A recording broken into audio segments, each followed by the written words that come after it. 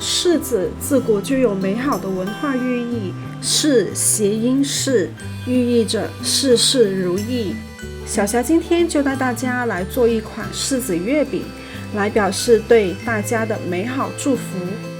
首先我们准备饼皮，往盘里倒入月饼糖浆、玉米油、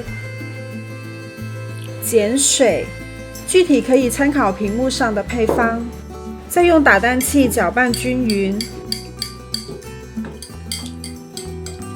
搅拌成乳化的状态就可以了。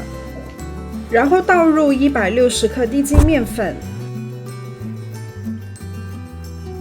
搅拌成这种没有干粉颗粒的状态，然后再用手揉成光滑的面团。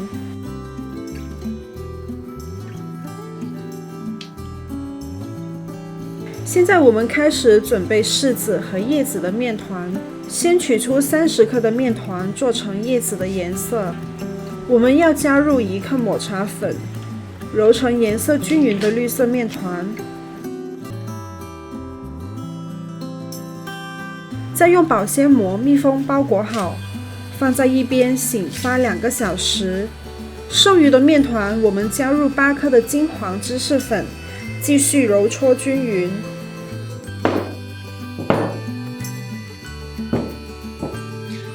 揉成这种橘黄颜色就可以啦，然后用保鲜膜密封包裹好，放在一边醒发2个小时。将醒发好的面团放在案板上，把要包的馅料也准备好。小霞今天准备的是前几天做好的莲蓉馅，具体的莲蓉馅做法可以参考前面的视频。把面团分成20克的剂子，柿子叶面团也分成3克的剂子，莲蓉馅分成30克的剂子。